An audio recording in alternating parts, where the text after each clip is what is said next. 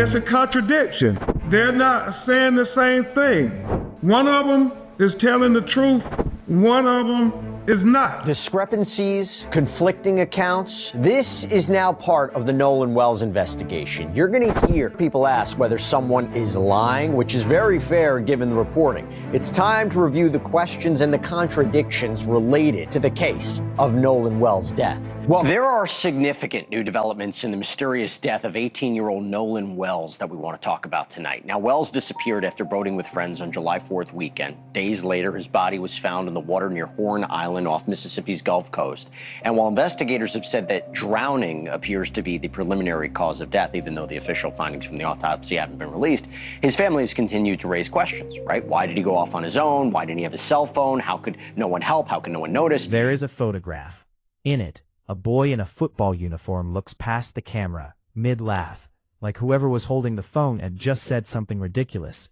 It is an ordinary photograph, the kind that exists in some form in nearly every family's collection. Nobody takes a picture like this thinking it will one day be released by a civil rights attorney to a national news audience. But that is what this photograph became. On the morning of July 6, 2026, the body of 18-year-old Nolan Xavier Wells was recovered from the water off Horn Island, Mississippi, a strip of federally protected coastline 10 miles from shore, reachable only by private boat, with no facilities, no staff, and no cell signal. 2 days earlier, he had been very much alive, laughing, according to the friends who were with him, saying goodbye, according to witnesses on the beach, and then, according to almost everyone involved, gone, in a gap of hours that no single account can fully explain. This is a story about that gap, not about what we assume happened inside it, about the version of events that has so far refused to hold still, shifting depending on who is asked and when. Somewhere in Ocean Springs, Mississippi, a mother has not slept the same way since. This is the case of Nolan Wells. Ocean Springs sits on Mississippi's Gulf Coast, a small city of live oaks and fishing boats, the kind of place where the 4th of July means the same thing it's meant for generations. Cookouts, sparklers, a boat ride to the barrier islands that sit just far enough offshore to feel like their own country. Horn Island is one of those islands, part of the Gulf Islands National Seashore. It is uninhabited, unstaffed, and largely untouched, a place people go specifically because there is nothing there. No stores, no cell towers, no one keeping watch. You bring what you need, and when the day ends, you leave the way you came, by boat across open water, back to a coastline that suddenly feels a great deal more civilized than it did that morning. On July 4th, 2026, Nolan Wells made that crossing with 3 friends. He was 18. His parents, Christine and Elmore Wansley, would later describe him simply, a boy with a big heart. The kind of description that means nothing to a stranger and everything to the people who loved him. The day, by every account, began the way these days always do. A boat, a cooler, the particular freedom of a beach with no rules attached to it, because there is no one there to enforce any. At around 3 o'clock that afternoon, something small happened. Small enough that, in the moment, nobody thought to mark it as significant. Nolan told his friends he wasn't coming back with them. There were witnesses to this. A goodbye, exchanged in the ordinary way people say goodbye when they expect to see each other again soon. According to the accounts given afterward, Nolan believed he'd get a ride home a different way, through someone else he'd been talking to that day. It is worth sitting with how unremarkable this moment was. Groups split up on beach trips constantly. Somebody wants to stay later. Somebody else has a ride sorted. Nobody consults a checklist before parting ways on a stretch of sand 10 miles from anywhere, because nothing about a 4th of July afternoon suggests that it should be treated as a checkpoint. But it was the last confirmed sighting of Nolan Wells. The day went on without him, the way days do. The tide changing, the lights shifting, the small logistics of a holiday afternoon unfolding on schedule for everyone except the one person who'd chosen, for reasons that seemed reasonable at 3 o'clock, to stay behind. If a story like this is one you want to keep following, subscribing now means you won't miss where it goes. Nobody on that island that afternoon could have known they were witnessing the last uncomplicated hour of Nolan Wells' life. That's where his story, as far as anyone can piece together, goes quiet. What happened in the hours after is where accounts start to diverge, and where a family's search for their son would begin. 3 o'clock in the afternoon, that's the last confirmed sighting. midnight, or somewhere close to it. That's when the phone call came. Between those 2 points lies a gap of roughly 9 hours, and it is inside that gap that everything about this case lives. Not in what came after, in what nobody so far has been able to fully explain about what came before. One of Nolan's friends called Christine Wansley that night to tell her Nolan hadn't come home. It is a specific kind of call, not urgent in the way an accident is urgent, not yet. Urgent in the quieter, worse way, where a parent has to do the math themselves. He should have been back by now. He hasn't called. Nobody has heard from him. Christine posted online in the early hours of July 5th, asking anyone who might have seen her son to come forward. It is the kind of post thousands of parents have written before her, and thousands will write after. The particular helplessness of turning to strangers on the internet because the usual channels haven't given you anything yet. She reported him missing. She reached out to another parent, Ashley Cole, whose son Warren had been part of the group that day. According to Cole, Warren told her that he'd last spoken to Nolan around 3. The same window, the same story so far. Nolan, Warren said, had indicated he'd get a boat home with another group of friends entirely. That detail matters because it is the first thread of what would later become a much larger knot. By the following day, the search was no longer a family's private fear. It had become official. The Coast Guard received the bulletin just after noon on July 5th. The Jackson County Sheriff's Department, the Department of Marine Resources, the Gulf Islands National Seashore, and eventually the United Cajun Navy, a volunteer search and rescue organization built for exactly this kind of coastline, all began combing an island that 24 hours earlier had been nothing more than a place to spend a holiday. Search efforts on Horn Island are not simple. 10 miles of open water separate it from the mainland. The island itself is larger than it looks from shore, threaded with marsh, dune, and shallow inlets where a person, or anything else, could go unnoticed for a long time. It is worth pausing here on something easy to miss in hindsight.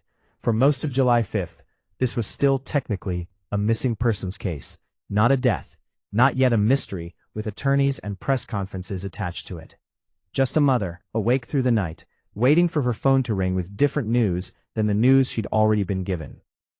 If this is the kind of case that stays with you after the video ends, that's usually when it's worth hitting like, so this reaches someone who hasn't heard about it yet. The search continued through the night of July 5th into the morning of July 6th. That's when it stopped being a search. On the morning of July 6th, Nolan Wells' body was found in the water, just off Horn Island. What followed was not, as is sometimes the case, a resolution. It was the beginning of a much longer and more complicated question, because almost immediately, the accounts of what happened in those missing 9 hours began to diverge. The Wells family retained civil rights attorney Ben Crump, along with attorney Liza Park of his office. It's worth noting plainly what that decision represents, not necessarily an accusation, but a signal that a family did not feel the answers they were getting were sufficient on their own. And the accounts, as Crump would later describe them publicly, genuinely did not line up. According to one version, relayed by a young woman Nolan had reportedly been speaking with that day, Nolan told her he intended to leave the island by getting back on the boat with his friends. According to the friends themselves, Nolan told them the opposite, that he planned to stay behind and continue talking to her. Two accounts, two different pictures of the same 15 minutes. Both cannot be fully true. Crump was direct about how strange this felt to him. It's a contradiction, he said publicly, describing the mismatch between what the young woman said and what the boy said. Not proof of wrongdoing, Crump did not claim that, but proof that something in the retelling doesn't fit together cleanly, and that the people closest to Nolan's final hours have not yet given an account that fully agrees with itself. It is a particular kind of unease, watching two honest-sounding stories fail to match. Not the drama of an obvious lie. Nothing here has been characterized that way by investigators or by Crump himself, but the quieter, more unsettling possibility that memory, fear, and the desire to say the right thing can all bend a story slightly out of shape, even without anyone intending harm. There was a further complication. A viral video began circulating, one that some feared showed Nolan in some kind of confrontation in his final hours. Traciston Shepard, a friend of Nolan's, addressed this directly on national television, identifying himself as the person actually shown yelling in the footage and stating clearly that the video did not depict what people feared it did. It's a small moment in the broader case, but a telling one. It shows how quickly a vacuum of confirmed fact fills with speculation, how a single blurry clip, stripped of context, can take on a life investigators never intended and a family never asked for. By this point, one truth had become unavoidable.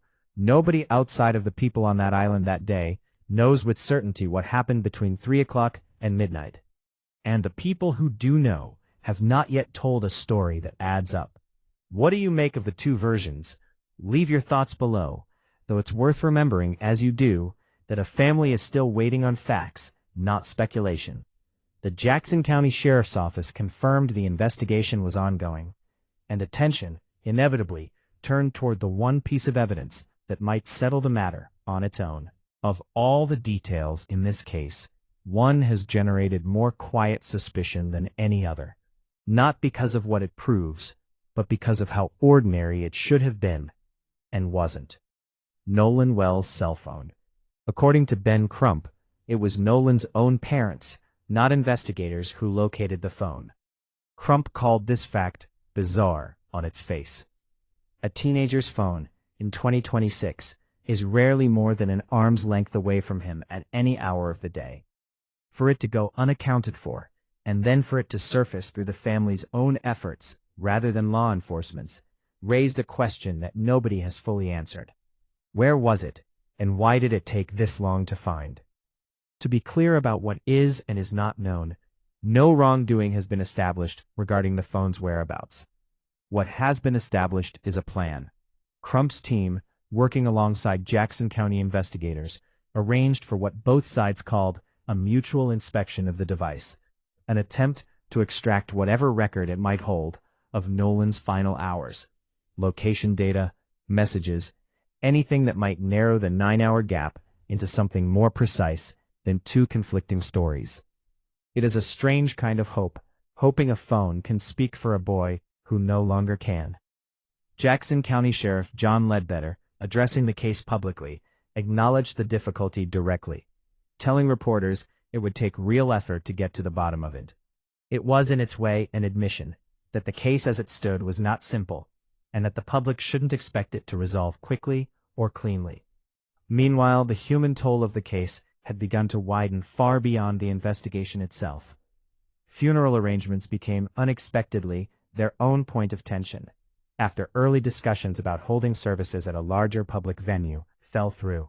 The family announced services would instead be held at Centerpoint Church in Ocean Springs. Actor Tyler Perry, learning of the family's situation, covered the funeral costs, and the case had by now moved well past a local news story. The Congressional Black Caucus issued a statement amplifying the family's calls for a transparent, independent investigation. The Reverend Al Sharpton appeared alongside the family at press conferences. Outside advocacy offices in New York, demonstrators held signs reading simply, "Justice for Nolan." None of this, it's worth saying plainly, constitutes evidence of a crime. What it constitutes is scale. A private family tragedy that had, through unanswered questions and a request for transparency, become something the country was now watching. The family has publicly asked anyone with information, however small it might seem, to come forward to the Jackson County Sheriff's Office. If sharing this helps even one more person see it, that's worth doing. The investigation into the phone, like the investigation into everything else, was ongoing. What came next would not be a resolution, it would be a process, the next necessary step in a system built to move slowly, whether or not a grieving family or a watching public wanted it to. There is a particular cruelty in how the American legal system handles unexplained deaths. It is built by design to be slow, deliberate, resistant to the pressure of public attention, however well-intentioned that pressure might be. Once the Jackson County Sheriff's Office completes its investigation into Nolan Wells' death, the case will be presented to a grand jury. District Attorney Angel Myers-McElrath's office has been careful to clarify what this does and does not mean. Convening a grand jury is standard procedure for any unnatural or suspicious death in the county. It is not in itself an accusation against anyone. It is simply the next box the process requires to be checked. Crump described a meeting between the family and the district attorney as respectful, a small mercy in a case that has otherwise felt to the Wansleys like a fight for basic acknowledgement. The DA told the family plainly that the case would move to the grand jury once the investigation was complete, and not before. Sheriff Ledbetter, for his part, asked the public to keep faith in the process, insisting that the community could trust the investigation even as the unanswered questions kept multiplying and speculation kept filling the space where facts should be. And that, more than any single piece of evidence, may be the truest description of where this case stands. Not disproven. Suspended between a mother who wants a name to attach to her grief and a system that will not give her one until it is certain. Christine Wansley has said more than once some version of the same sentence, that she and her husband simply want to know what happened and why their son didn't come home. It is not a demand for vengeance. It is the most basic thing a parent can ask for, and in this case it remains, for now, unanswered. Nolan Wells said goodbye to his friends at 3 o'clock on a 4th of July afternoon, on an island reachable only by boat, with no one watching and no signal to reach for. Whatever happened next belongs at this moment only to the people who were there, and to a story that has not yet finished contradicting itself. We'll be following this case as the investigation moves forward. If you want to know when the next piece comes to light, subscribe, because this isn't over. Not for the sheriff's office, not for the grand jury, and certainly not for a mother who still isn't sleeping.